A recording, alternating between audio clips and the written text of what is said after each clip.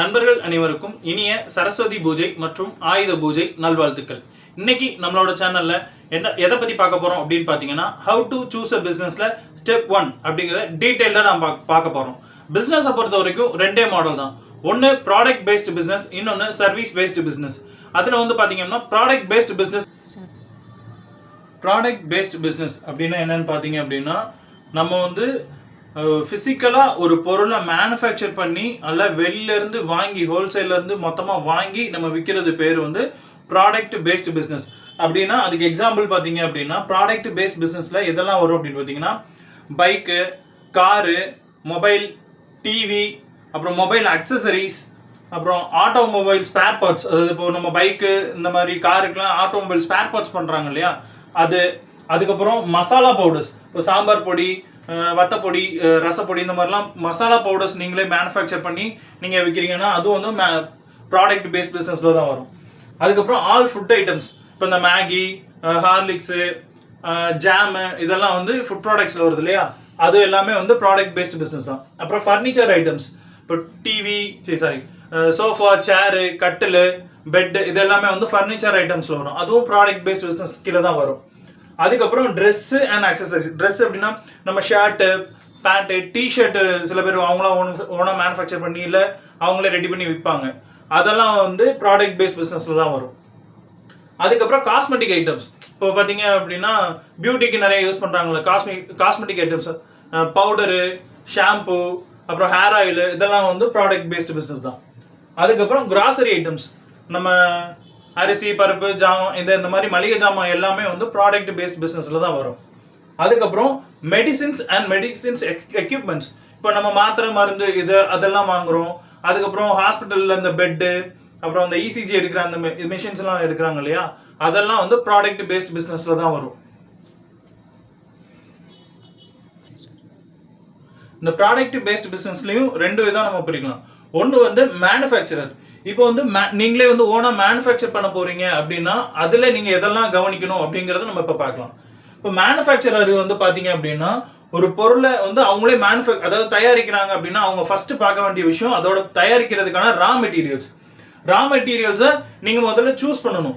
அதாவது ரா மெட்டீரியலோட குவாலிட்டி செக்கிங்கும் உங்களோட ரொம்ப முக்கியமான விஷயம். இப்போ நீங்க ஒரு பொருள் தயாரிக்கீங்க அப்படின்னா நீங்க கொடுக்கக்கூடிய பொருள் குவாலிட்டியா இருக்கணும். அப்படின்னா அதை தயாரிக்கிறதுக்கு நீங்க வாங்கக்கூடிய பொருளும் ரொம்ப குவாலிட்டியா இருக்கணும். அது நீங்க ஃபர்ஸ்ட் மெயினா பார்க்க வேண்டிய ஒரு விஷயம். அந்த ரா மெட்டீரியல்ஸை நீங்க வாங்குறது, குவாலிட்டி செக் பண்றது, அதுக்கப்புறம் நீங்க எங்க வாங்குறீங்க அப்படிங்கிறது ஒரு மிக முக்கியமான விஷயம். அது நீங்க இருக்கிற ஊருக்குள்ளே கிடைக்குதா, இல்ல நீங்க அதுக்கு தனியா டிராவல் பண்ணி போகணுமா அப்படிங்கறத நீங்க பார்க்கணும். ஸோ அந்த ரா மெட்டீரியல் ஃபர்ஸ்ட் பாயிண்ட். ரெண்டாவது அந்த ரா மெட்டீரியலோட குவாலிட்டி செக்கிங், அது சொல்லிட்டேன். அடுத்த ரெண்டாவது, நீங்க அந்த தேவையான மெட்டீரியல்ஸ் எல்லாம் வாங்கிட்டீங்க, வாங்கினதை நம்ம மேனுஃபேக்சர் பண்ணணும். அந்த மேனுஃபேக்சர் பண்றதுக்கு நமக்கு என்னென்னலாம் தேவை அப்படின்னு பாத்தீங்க அப்படின்னா, மெஷினரிஸ். இப்போ நீங்க ஒரு பெரிய பொருள் நீங்க ஒரு மேனுஃபேக்சர் பண்ண போறீங்க அப்படின்னா அதை மேனுஃபேக்சர் பண்றதுக்கு உங்களுக்கு மிஷினரிஸ் தேவை இருக்கும். அப்போ அந்த மிஷினரிஸ் என்ன மாதிரி மிஷினரிஸ் வேணும், இது எங்க கிடைக்கும், எங்க காஸ்ட் நமக்கு கம்மியா கிடைக்கும், எங்க குவாலிட்டியா கிடைக்கும், அதையும் நீங்க செக் பண்ணணும். அந்த மிஷினரிஸ் வாங்க வேண்டியிருக்கும். அடுத்த ரெண்டாவது ஸ்டாஃப். ஒரு மெஷின் வாங்குறீங்க அப்படின்னா அந்த மிஷினை ஆப்ரேட் பண்றதுக்கு ஸ்டாஃப் வேணும்.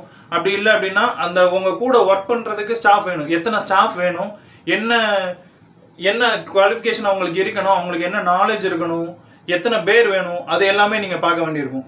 ஸோ மேனுஃபேக்சர் பண்றதுக்கு ரெண்டாவது விஷயம் பார்த்தீங்கன்னா மெஷினரிஸ், ரெண்டாவது ஸ்டாஃப், இதெல்லாம் நீங்க பார்க்க வேண்டியிருக்கும். ரெண்டாவது ஸ்டாக் மெயின்டெனன்ஸ். இப்போ மெஷின் வாங்கியாச்சு, ஆளவும் எடுத்தாச்சு, இப்போ நம்ம ஸ்டாக் மெயின்டைன் பண்ணணும்.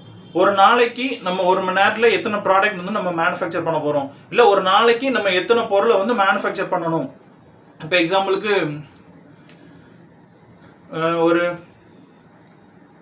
இப்போ ஒரு நாளைக்கு நீங்க எத்தனை பொருள் நீங்க மேனுஃபேக்சர் பண்ண போறீங்க அப்படிங்கிறதையும் நீங்க பார்க்கணும்.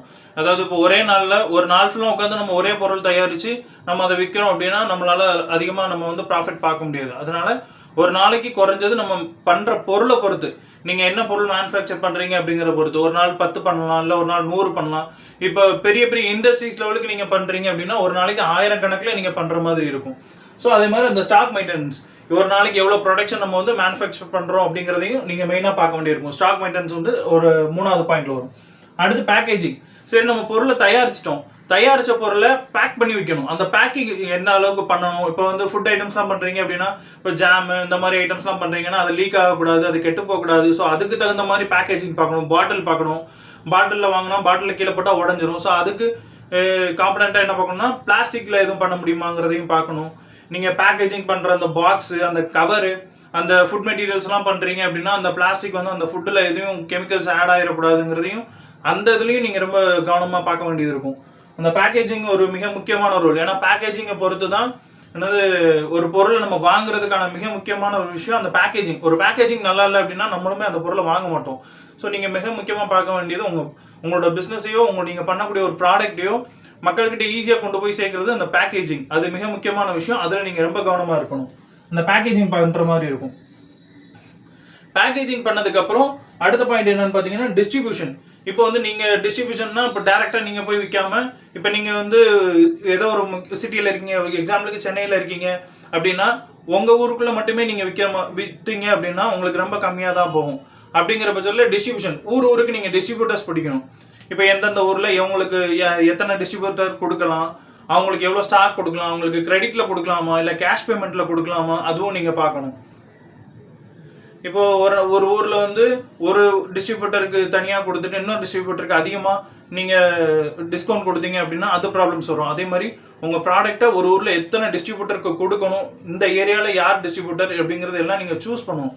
அப்படி நீங்கள் கொடுக்குற டிஸ்ட்ரிபியூட்டர் அவங்க எத்தனை வருஷமாக பிஸ்னஸ் பண்ணுறாங்க, உங்கள் ப்ராடக்டை ஈஸியாக கொண்டு போய் சேர்த்துருவாங்களா, அதை அவங்க நல்ல பிஸ்னஸ் உங்களோட பிஸ்னஸை அவங்க கொண்டு போகிறது கரெக்டான ஆளா அப்படிங்கிறதையும் நீங்கள் செக் பண்ணணும்.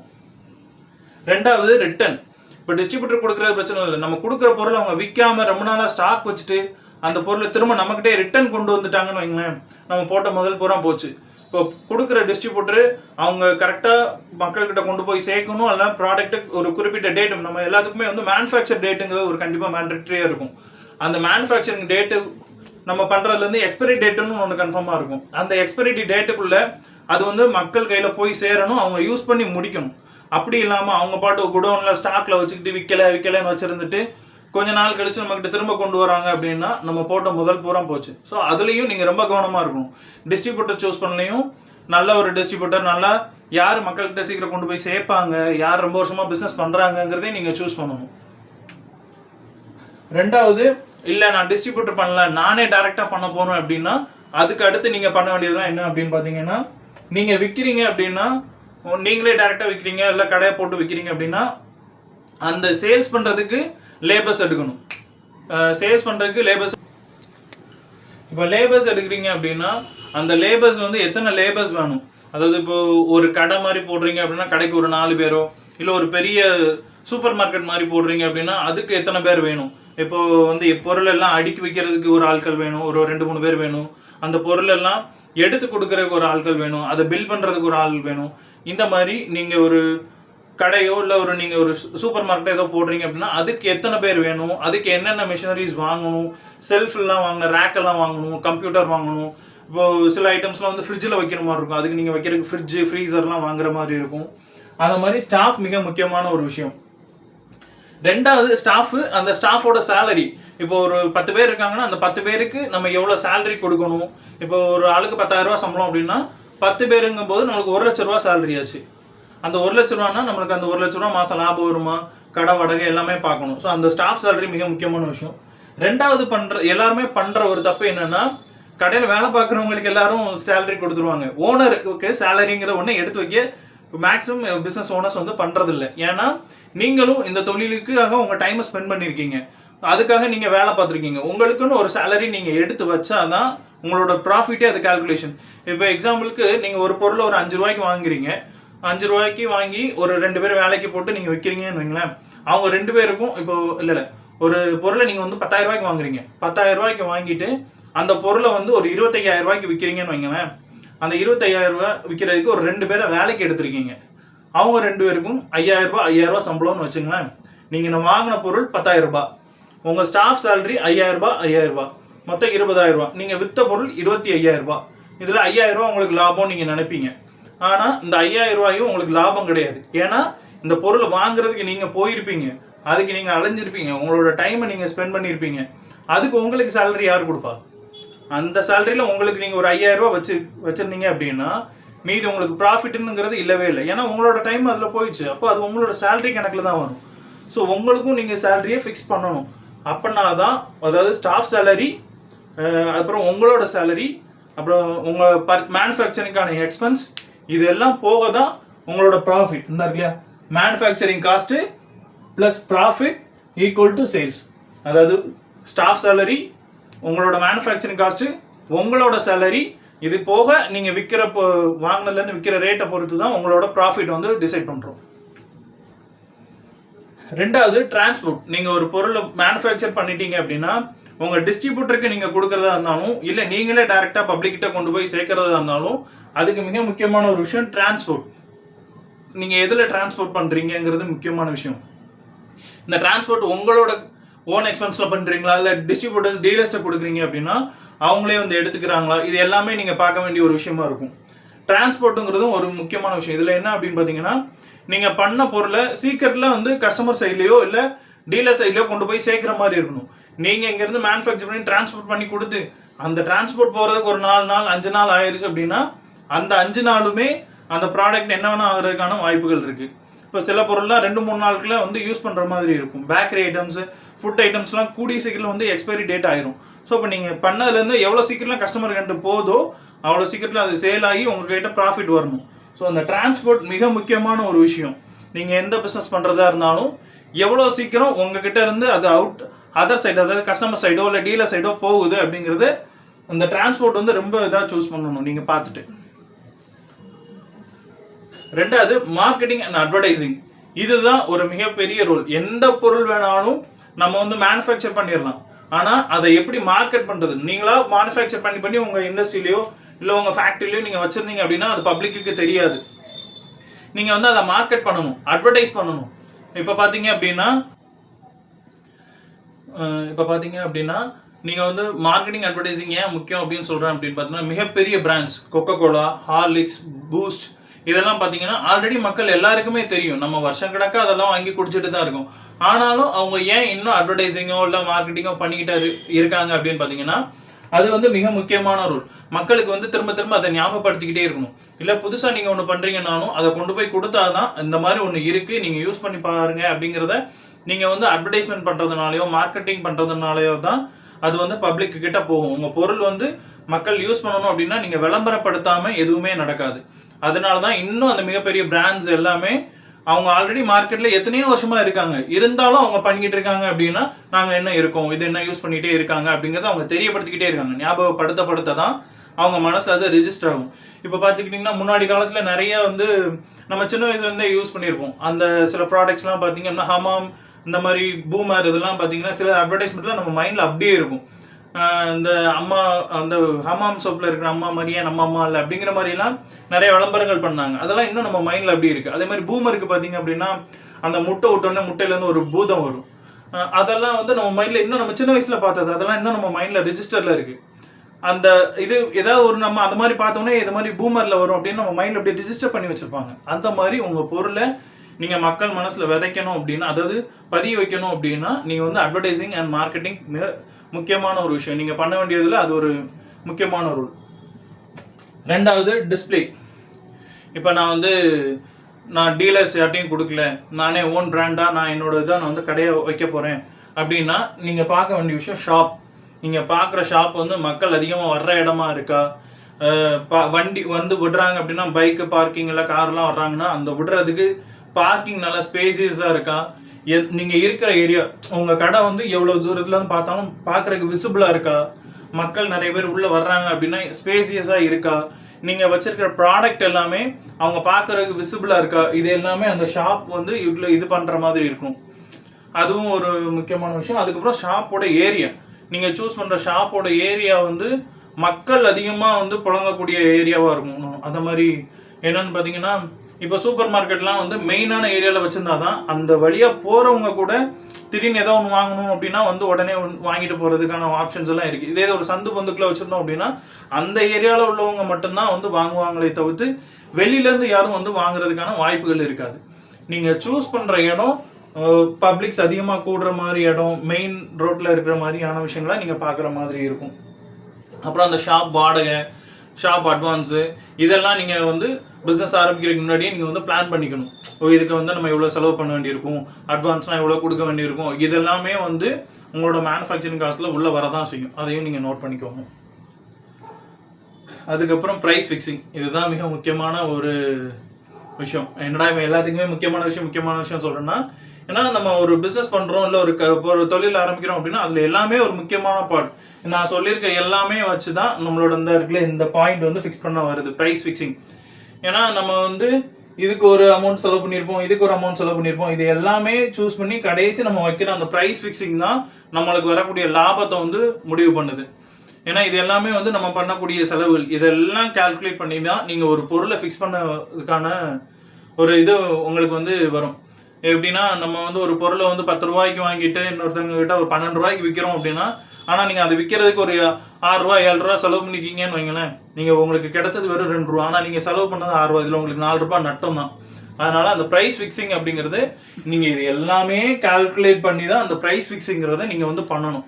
நம்ம வந்து 10 ரூபாய்க்கு வாங்குறோம் அப்படின்னா அதோட நம்மளுக்கு இந்த manufacturing cost, packaging, distribution, transport, இதெல்லாம் சேர்ந்து ஒரு 15 ரூபா வருது அப்படின்னு பார்த்தீங்க அப்படின்னா, உங்கள் பொருளை தயாரிக்கிறதுக்கான விலை என்னன்னு பார்த்தீங்க அப்படின்னா, உங்கள் பொருளோட மேனுஃபேக்சரிங் காஸ்ட்டு ப்ளஸ் உங்களோட சேலரி, ஸ்டாஃப் சேலரி எல்லாமே சேர்ந்து அந்த பொருளோட ரேட்டு 25 ரூபா.